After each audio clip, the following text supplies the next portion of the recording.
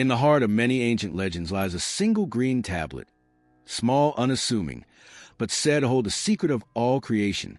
It has no known author, no fixed origin, and yet it echoes across time as one of the most profound mystical texts ever written.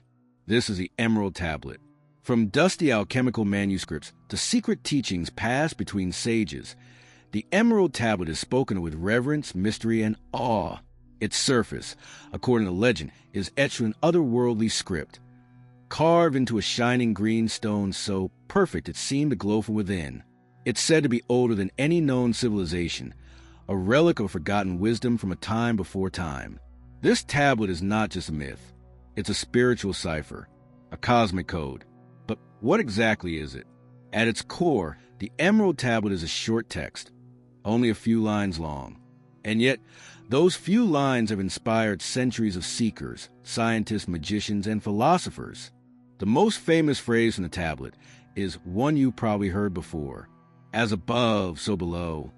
These 4 words, simple on the surface, contain an entire worldview. They suggest that everything in the universe is connected, that the patterns in the stars reflect those within our own lives, that heaven and earth, spirit and matter, the micro and the macro, all move together in harmony. The ancients believed that if you truly understood this phrase, you could unlock the secrets of reality itself. Some say the tablet was found in the hands of the mysterious figure Hermes Trismegistus, a godlike teacher who walked between worlds. Others say it was hidden in the Great Pyramid of Giza, sealed inside a chamber untouched for thousands of years. Still others believe it came from Atlantis, or even from beyond the stars. No one knows for sure, but its impact is undeniable. The Emerald Tablet is a foundation of Hermeticism, a spiritual and philosophical tradition that teaches the unity of all things. It is called Hermetic after Hermes Trismegistus, the mythical author of the tablet. Hermetic teachings combine elements of Egyptian magic, Greek philosophy, and mystical insights that defy time. These teachings gave rise to alchemy, not just as a transformation of metals, but as the transformation of the self. To the Hermeticists, gold was more than a metal. It was a perfected soul. The power of the tablet lies not in the words alone, but in the silence between them. Each line hints at a deep truth, meant not just to be read, but to be meditated upon. It is a riddle that speaks in symbols, and its meaning reveals itself only to those who are ready. The tablet tells of the one thing, a mysterious force that unites all of existence. It speaks of the sun as its father and the moon as its mother, painting a poetic image of balance between masculine and feminine, light and dark, action and reflection. It speaks of rising from the earth to the heavens, and then returning again transformed. But why has this small tablet, barely a few paragraphs in length, endured for so long? Because it is not just a text. It is a mirror. When you read the Emerald Tablet, you are also reading yourself. Its symbols adapt to your level of understanding. For a beginner, it offers poetic beauty. For a scholar, it presents deep cosmological truths. And for a seeker of the soul, it is a key, a silent guide toward awakening. Across centuries, alchemists pored over its words by candlelight, seeking the elusive philosopher's stone, not just to turn lead into gold, but to awaken divine light within themselves.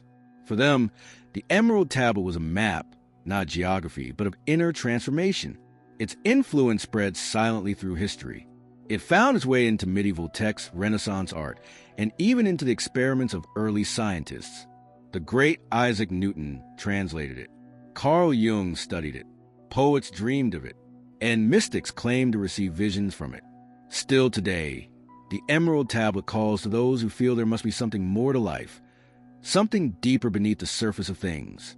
It speaks in symbols because truth is not always best expressed in plain language. It whispers through metaphors because the soul hears better that way. Many believe that to unlock its secrets is to awaken to the true nature of the universe and to one's place within it. It is not a manual. It is a doorway. But every doorway needs a key. And that key lies in understanding not only what the words mean, but who wrote them and why. Who was Hermes Trismegistus? How did his wisdom shape the spiritual traditions of the ancient world? And what deeper meanings lie hidden in the sacred lines of the tablet? To answer that, we must go back to ancient Egypt. back to the time of Thoth, the scribe of the gods, back to the beginning of mystery itself. In the next chapter, we uncover the story of the man or the god who wrote the Emerald Tablet and what his message means for us today. Behind every sacred teaching stands a teacher, and behind the Emerald Tablet stands one of the most mysterious figures in all of spiritual history, Hermes Trismegistus. His name alone evokes echoes of temples, stars, and whispers from other worlds. But who is he, really? A man? A myth? A god? To understand Hermes Trismegistus, we must step into a space where mythology and history blur, where ancient Egypt meets classical Greece, and where wisdom is not just passed down, but lived and embodied. Hermes Trismegistus is not just one person. He is a fusion of two great archetypes: Thoth, the Egyptian god of wisdom, and Hermes, the Greek messenger of the gods. In him, the sacred knowledge of both civilizations is united. Thoth was the keeper of divine records, the inventor of writing, the god of magic, mathematics, and the moon. Hermes, on the other hand, was a god of travel, language, and hidden knowledge, able to move between worlds both seen and unseen. The Greeks, upon encountering the grandeur of Egypt's spiritual legacy, were awestruck. They saw in Thoth the very essence of wisdom, and so they merged him with their own god Hermes. The result was Hermes Trismegistus, whose name means Hermes the thrice great. But why thrice? To be called thrice great meant that Hermes was a master in three realms: alchemy, astrology, and theurgy, the science of divine operations. These weren't seen as separate disciplines, but as reflections of the same universal truth. Mastering one meant you touch the others. To the ancients, Hermes wasn't just a sage. He was embodiment of divine knowledge in human form. The teachings attributed to Hermes Trismegistus are known as the Hermetica, a collection of texts that speak of the soul, the cosmos, the divine, and the path of inner awakening. These writings were not bound to any one religion, but offer universal wisdom, echoing truths that spoke to the spirit beyond dogma. They taught that all is one, that God is both within and beyond, and that the human soul is capable of returning to its divine source. But Hermes Trismegistus was more than a teacher. He was seen as a bridge between gods and mortals, heaven and earth, light and matter. The Emerald Tablet, then, is not just his message. It is a symbol of this bridge. It is the voice of the divine speaking through a man who had risen beyond the limits of human understanding. Legends say Hermes lived in a time when gods walked with men. Some say he was a high priest in ancient Egypt, a sage who lived for thousands of years. Others claim he was a divine being who descended to earth to guide humanity. There are even tales that place him before the flood, a survivor of Atlantis who preserved sacred knowledge for the future. In these stories, Hermes was not just a thinker. He was a seer, a builder, and a healer. He knew the movements of the stars, the energies of the elements, the secrets of the human heart. He taught that the universe was alive, conscious, and made of light, and he believed that within every human was a spark of the same divine light, waiting to be awakened. This idea that as above, so below is not just about the outer universe, but also the inner one, was at the heart of Hermes' teachings. To him, the soul was not fallen, but sleeping, and the purpose of life was not to escape the world, but to transform within it. Throughout history, those drawn to the deeper path, alchemists, mystics, artists, have turned to Hermes Trismegistus as a guide. His writings, though ancient, speak with a timeless voice. In them, the divine is not distant, but present. The universe is not chaotic, but ordered. Life is not meaningless, but a journey back to source. When the early Christian world began to rise, the teachings of Hermes were hidden away, deemed too powerful, too unorthodox. But they were never lost. They survived in secret schools and alchemical texts, in the hearts of those who still felt the pulse of the ancient wisdom. During the Renaissance, Hermes Trismegistus was rediscovered. His words were seen as a light in the dark, a forgotten truth now returning. Great minds like Marsilio Ficino, Giordano Bruno, and later Isaac Newton were influenced by him. They saw in Hermes not just a teacher, but a prophet of the unity between science and spirit. Yet Hermes remains elusive. His true origin is still debated. Some say he never existed. Others say he lives still beyond time. But in the end, it may not matter. Because Hermes Trismegistus is not just a person, he is an idea, a symbol, a voice of divine wisdom that transcends form. And in that voice lies the mystery of the Emerald Tablet.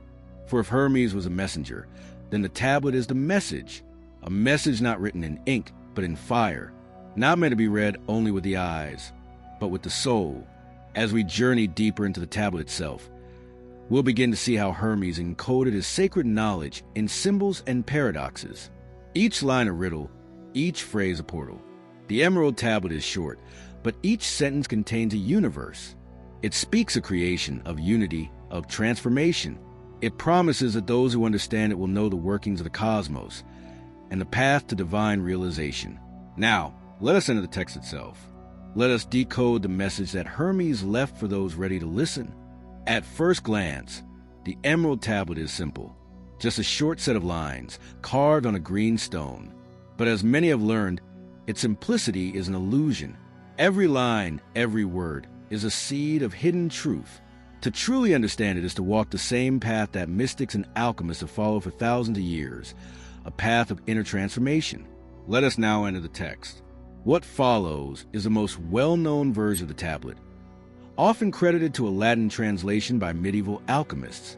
We will explore each line not just for what it says, but for what it reveals beneath the surface. It is true, without falsehood, certain and most true. The tablet opens with a declaration of certainty. These words are not casual. They signal a message of deep authority. In ancient mystical traditions, truth was not just factual, it was sacred. To say without falsehood is to say this knowledge is pure, undistorted by ego or illusion. Most true suggests that the truths to follow are universal. They apply on all levels to all beings. This first line sets the tone. It demands attention. What follows is not opinion or theory. It is a revelation. That which is below is like that which is above, and that which is above is like that which is below, to accomplish the miracles of the one thing. This is the heart of the Emerald Tablet. The famous phrase, "As above, so below," it is a statement of cosmic unity. The universe, it says, is mirrored.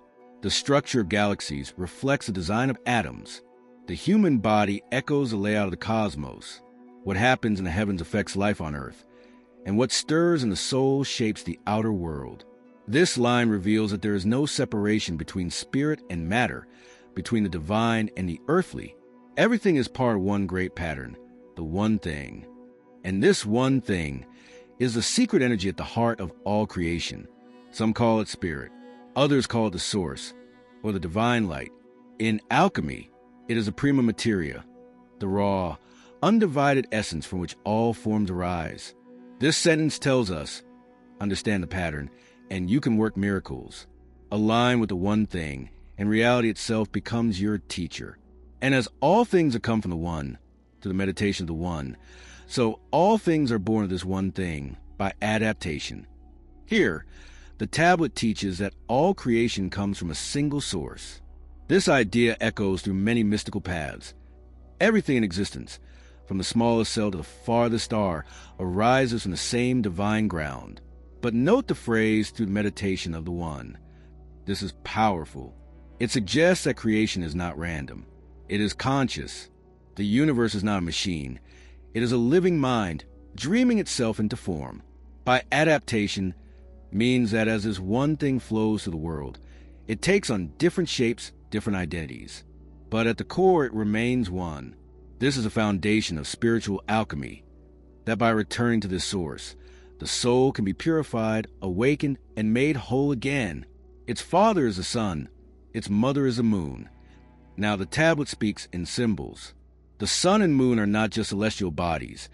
They represent the two great forces of reality, masculine and feminine, active and passive, light and shadow. The sun is the force of action, clarity, and expansion. The moon is the force of reflection, intuition, and mystery. Together, they give birth to the one thing. This line reminds us that creation happens through balance, when opposites come into harmony in the human being. This means uniting mind and heart, thought and feeling, body and soul. The wind has carried it in its belly. The earth is its nurse. These lines continue the poetic imagery. The wind, represents spirit, breath, movement, the unseen force that animates life. To carry the one thing in its belly is to say it is moved and spread through vibration, through invisible channels. The earth is its nurse, tells us that although this power is divine, it must be grounded. It must take form in the physical world. Spiritual truth, to be complete, must live in the body, in action, in matter. This is another core idea in alchemy. Heaven and earth must unite. The Father of all perfection in the whole world is here. Here, the tablet reveals its boldest truth. This one thing is not just a force. It is the source of all perfection. Everything good, beautiful, whole, and complete in the world flows from this energy. And more importantly, it is already here. Not far away, not in another life, not in some distant paradise. The divine presence exists now within and around us. The purpose of the Emerald Tablet is to remind us that the sacred is not hidden, it is present. We must only learn how to see. Its power is whole when it has been turned into earth. This line is central to understanding alchemy. It teaches that divine energy is not complete until it is embodied. The goal is not to escape the world, but to bring the light into form. This is what alchemists meant by turning lead into gold. Not just a physical process, but a spiritual one. The lead is the unrefined self, weighed down by fear, ego, and separation. The gold is the awakened soul, radiant with purpose and love. The transformation happens when the divine is rooted in the everyday, when spirit is lived through action. Separate the earth from the fire, the subtle from the gross, gently and with great skill. This is a call to discernment. Alchemy is an art, not a force, but precision. The earth is the material, the heavy, the mundane. The fire is the energy, the essence, the subtle light.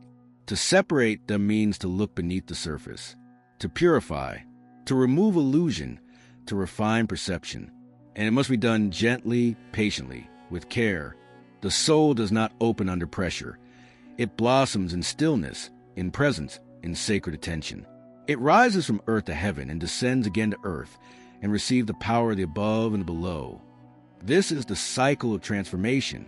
The soul rises into the divine, receives its light, and then returns to the world changed. This is the path of the mystic, the alchemist, the seeker, to go inward, to ascend in consciousness, and then to bring that light into the world, to heal, to build, to inspire. It is the path of the great work, the central aim of alchemy, to become a bridge between heaven and earth. Thus you will have the glory of the whole world. All obscurity will flee from you. This line promises a radiant reward. When the one thing is understood, when the self is refined, a deep light awakens. This light is not fame or pride. It is glory in the ancient sense, a soul shining with the light of truth. All obscurity will flee, means that confusion, fear, and separation will dissolve. The inner light becomes a guide. Life becomes clear. This is the greatest force of all powers, because it overcomes every subtle thing and penetrates every solid thing. Here the tablet reveals the nature of the one thing. It is not a weak or abstract force. It is the greatest power. Thus the world was created. A simple sentence, yet profound. The entire cosmos was born through this force. Every planet, every tree, every breath, all emerged to the harmony of above and below, spirit and form. Creation is not finished. It is ongoing, and we are part of it. From this comes marvelous adaptations, of which this is a process. The tablet ends by telling us that this is not just philosophy. It is a process, a path, a way of life. The Emerald Tablet did not remain hidden in a tomb, buried under stone, or sealed away in mystery forever. Instead, it traveled, quietly, powerfully, from mind to mind, heart to heart. From the shadows of temples and the libraries of sages, its words journeyed across centuries, civilizations, and continents. And with every step, it shaped history. To trace its path is to follow the golden thread of secret wisdom that weaves through the ancient world into our modern age. This is a story of how the Emerald Tablet survived, evolved, and ignited revolutions in thought, in science, in spirit. Our journey begins, as always, in ancient Egypt. The earliest whispers of the tablet are wrapped in myth, but Egypt is a place most often pointed to as its birthplace. There, in temples lined with stars and gods, the priesthood of Thoth preserved their sacred sciences. These weren't just rituals. They were cosmic technologies. Thoth, who the Greeks later associated with Hermes, was said to be the divine scribe, the inventor of writing, the keeper of sacred knowledge, the measure of time and space. In these temples, the emerald tablet may have existed not as a literal object at first, but as a teaching passed in symbols and voice from initiate to initiate. Over time, it may have been written onto actual stone or papyrus, perhaps encoded in hieroglyphs only the initiated could read. The green tablet may have referred not to a gemstone, but to the radiance of truth itself, pure, hard, and luminous. But Egypt did not keep the tablet to itself forever. As empires rose and fell, the knowledge of the Nile made its way east, into Persia, Babylon, and eventually into the Islamic world. And here, the Emerald Tablet found new life. During the Golden Age of Islam, when science, philosophy, and mysticism flourished together, the Emerald Tablet was preserved and translated by Arab scholars. In the 8th and 9th centuries, in places like Baghdad, Damascus, and Cairo, philosophers and alchemists studied Greek texts, Egyptian fragments, and Persian wisdom, and out of this fusion, the Hermetic tradition took form. One of the earliest known written versions of the Emerald Tablet appears in an Arabic work titled The Book of the Secret Creation and the Art of Nature, attributed to the mysterious Balinus, likely a rendering of the name Apollonius of Tyana, a legendary Greek philosopher with mystical powers. In this Arabic version, the tablet is introduced as something discovered, hidden in a vault beneath a statue of Hermes, held in the hands of a mummified sage.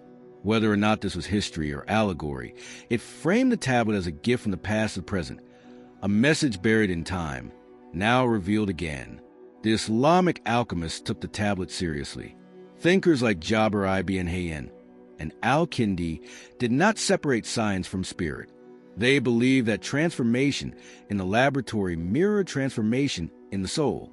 The words of the Emerald Tablet guided them as they sought to understand the elements, the stars, and the soul's journey toward perfection. From there, the tablet moved west. In the 12th century, as Europe emerged from the shadows of the early Middle Ages, a wave of translations swept across Spain and Italy.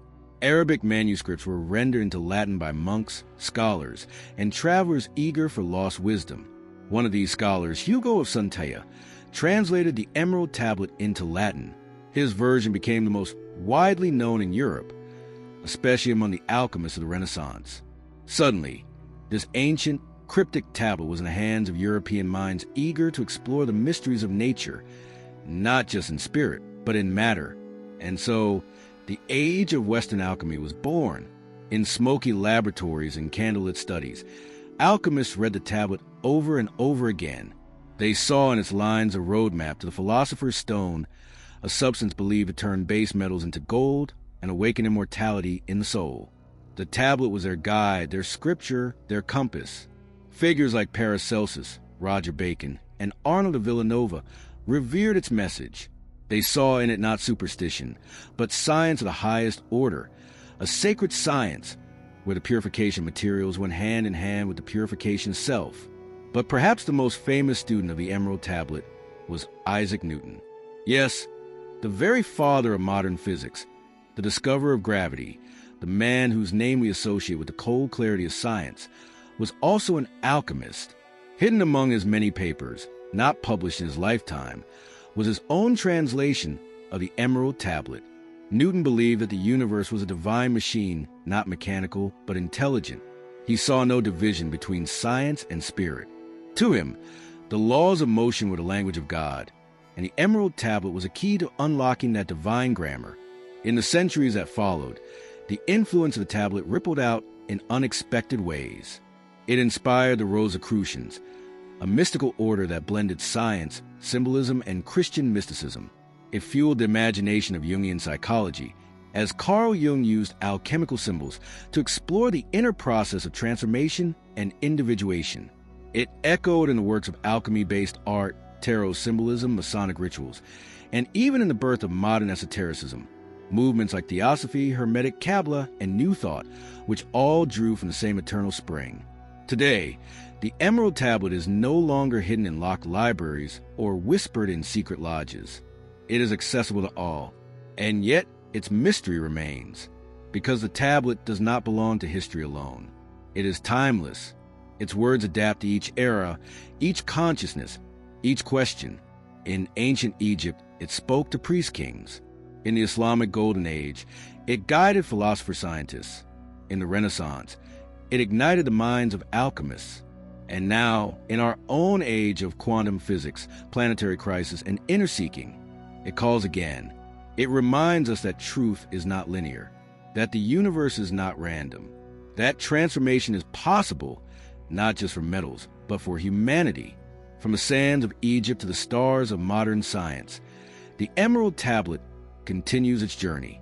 It has been carried by mystics, guarded by sages, and now passed on to us. In the next chapter, we will explore its most famous phrase, "As above, so below," and discover how it connects the cosmos to the human soul. This line, more than any other, may hold the secret we are all searching for simple words, whispered across centuries, engraved in the minds of mystics, spoken in temples and echoed in the sciences of today. As above, so below. This single phrase, found in the heart of the Emerald Tablet, carries the weight of an entire universe. It is a key that unlocks doors in both the heavens and the soul. But what does it really mean? On the surface, the phrase suggests a simple mirroring. What happens in the sky is reflected on the earth. The motions of the stars influence the events of our lives. The patterns of the cosmos repeat in the structures of atoms, rivers, and trees. But this reflection is not just poetic, it is foundational. Ancient wisdom traditions believe that the universe was one living organism, and that everything within it followed the same laws, the same rhythms, the same divine pattern. From galaxies spiraling in the heavens to spirals found in seashells on the shore, from the flow of blood through veins to the flow of rivers across land, the same sacred geometry is present. As above, so below is the architecture of unity. In Hermeticism, this phrase teaches of the divine realm, the invisible world of spirit, mind, and archetype, shapes and reflects into the material world. Events on earth are not isolated. They are part of a larger dance. When the soul aligns with this rhythm, it begins to awaken. An awakening, in the Hermetic sense, is not about escaping the world. It's about seeing through it, into the deeper pattern that holds it all. This is why astrology was not just superstition to the ancients. It was a science of correspondence. They believed that the movements of planets echoed the movements of energy within us. Mars reflected willpower and desire. Venus mirrored love and beauty. The moon held emotion and change. Each star spoke, not in human language, but in vibration, and the sensitive soul could hear it. But the phrase, as above, so below, goes even deeper. It's not just about stars and stones. It's about the self. The above is not only the sky. It is the higher mind, the soul, the divine essence. The below is the body, the emotions, the material realm. And the tablet tells us, they are one. This is the message lost in so many modern lives. The idea that spirit and body are separate, that the divine is far away, unreachable. The Emerald Tablet offers a different vision. The divine lives within. The same creative force that moves galaxies also moves your breath. The same consciousness that formed the stars forms your thoughts. The same sacred fire that powers the sun burns quietly in your chest. To realize this is to dissolve the illusion of separation, and that is the beginning of the true spiritual path. In alchemy, this truth was lived out through symbol and substance. Alchemists worked with fire, water, earth, and air, not just to transform lead into gold, but to understand the inner transformation of the soul. Every flask, every flame, every drop of mercury mirrored a phase of inner awakening. The idea was clear. Change the inner and the outer will reflect it. Change the outer and the inner is affected. The two are forever intertwined. Modern science, surprisingly, echoes this ancient truth. In quantum physics, particles separated by vast distances can still affect each other, something Einstein called spooky action at a distance.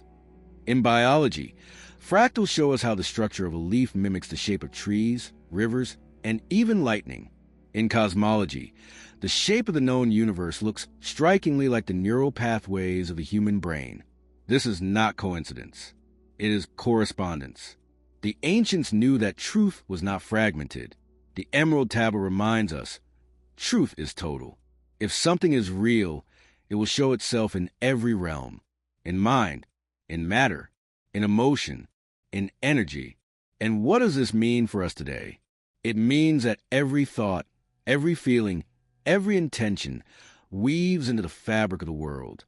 Your consciousness is not isolated. When you think clearly, act justly, and love deeply, you are aligning with the same force that shapes stars. It means that healing is not just physical, it is cosmic. When you bring your soul into harmony, you help the earth find balance too. It means that your life is not small. The same principle that governs galaxies flows through your hands, your words, your choices. As above, so below is not just a slogan.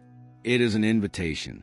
An invitation to live with awareness, to look up at the stars and see your own reflection, to look within and feel the pulse of the cosmos. To the ancient alchemists, this phrase guided everything. They would meditate on it before starting their work. They inscribe it on their laboratories, their journals, and even on their skin. It was a reminder that every transformation in the lab echoed a transformation in the soul. But beyond alchemy, this truth became the foundation of many mystical paths. In the Kabbalah, the tree of life maps the divine above and the human below, mirroring each other. In Taoism, heaven and earth are two poles of the Tao, eternally dancing, one feeding the other. In Christian mysticism, the prayer on earth as it is in heaven reflects the same yearning, that divine order be realized in daily life. In indigenous wisdom, the earth is not a lower realm, but a sacred mirror of the Great Spirit. The Emerald Tablet did not invent this truth. It simply remembered it and encoded it so it would not be lost. And in today's world, faced with climate change, spiritual confusion, and technological disconnection, this message is more needed than ever, because to remember, as above, so below, is to heal the rift between human and nature, between body and spirit, between science and soul. It tells us that everything we do matters, that every inner shift ripples outward, that sacredness is not far, it is everywhere. It gives us a way to live, not divided but united, not asleep but aware, not broken but whole. The cosmos is not a dead machine. It is alive, and it is speaking, and its voice is in you. In the final chapter, we will explore how this ancient message still applies, how the Emerald Tablet speaks not just of history or mystery, but of now. We'll discover how its truths can shape your path, ignite your spirit, and call you to a deeper, more luminous way of being. The Emerald Tablet has traveled far, from the depths of ancient temples to the minds of modern thinkers, from the vaults of myth to the shelves of science. And yet, it is not a relic of the past. It is not a closed book or forgotten scripture. The Emerald Tablet is alive. It breathes through the questions we ask, the choices we make, the way we seek meaning in a world that often feels empty of it. In this final chapter, we ask, why does the Emerald Tablet still matter? What does it have to offer us here, now, in a time of noise, speed, and disconnection? To answer that, we must return to its heart. The Emerald Tablet is not just about ancient science. It is about the transformation of the soul. It teaches that the universe is unified, intelligent, and sacred, and that we as human beings carry the same divinity within ourselves. Its message is that true wisdom is not memorized. It is remembered, uncovered from within. In today's world, many people feel lost, disconnected from nature, from others, even from themselves. There is a longing, often unspoken, for something deeper, something real. Not just more information, but insight. Not just more speed, but meaning. The Emerald Tablet speaks to that longing. Its promise is simple but profound, that you are not separate from the divine. Everything in the tablet points to one truth, that the soul and the cosmos reflect each other, that your inner world is not invisible or meaningless, but part of the fabric of existence, and that by knowing yourself truly and deeply, you begin to know the universe itself. This is what the ancient alchemists called the great work. not just turning lead into gold, but turning confusion into clarity, pain into purpose, fear into love. It is the work of refining the self, of awakening the light that already lives within. And this is not abstract. It is practical. It touches every part of life. To live by the Emerald Tablet means to live with awareness, to see patterns, to feel the connection between things, to look at the stars and see not just burning gas, but a reflection of your own divine origin, to speak with kindness, because you know your words are vibrations that shape the world, to walk lightly on the earth, because you understand it is not beneath you, it is a sacred mirror of the heavens above. This path is not limited to monks or mystics. It is for everyone. When you take a moment to breathe, to feel the quiet space between thoughts, you are touching the same silence the tablet speaks of. When you act with love instead of anger, you are performing alchemy. When you bring your mind, body, and heart into alignment, you are reflecting the great cosmic harmony. This is a living message of the Emerald Tablet. That transformation is possible.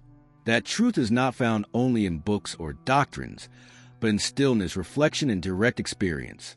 That the soul is not broken, but asleep and ready to awaken. Modern psychology echoes this. Carl Jung, who spent decades studying alchemy, said that alchemical symbols describe the journey of individuation, the path of becoming whole. He believed that each of us must integrate the many parts of our psyche, our shadow, our inner child, our divine self, into a single radiant being. The tablet guides this process. It doesn't offer rules. It offers principles. These principles, unity, balance, reflection, transformation, can guide every step of your life. They ask you to slow down, to see with new eyes, to question what you've been told, to remember what you already know deep down. Even in the age of AI, quantum physics, and space exploration, the tablet still speaks. And strangely, modern science is beginning to circle back to ancient truths. Quantum entanglement mirrors the idea that all things are connected. As above, so below. Holography suggests that each part of the universe contains the whole. Neuroscience reveals that the brain maps itself in fractals, patterns found in nature and the cosmos. These aren't just coincidences. They are modern echoes of the same eternal voice. And what does that voice say to us now? It says, you are powerful, not in the sense of control or conquest, but in the truest sense. You shape reality by how you see it, feel it, and live within it. You are a bridge between the visible and invisible, a node in the great net of being, a spark of the divine fire. The Emerald Tablet gives us a sacred mirror, not to flatter, but to awaken. It shows us that beneath our masks, fears, and distractions lies something radiant, our original face, before time began. This is not a call to abandon the world. It is a call to transform within it. The Emerald Tablet doesn't pull you away from life. It returns you to it with deeper vision and a heart on fire. It asks, what are you creating? What kind of world are your thoughts and actions building? Are you living in harmony with the great pattern, or are you trapped in illusions? The choice is yours. Because the tablet is not just a stone or a text. It is you.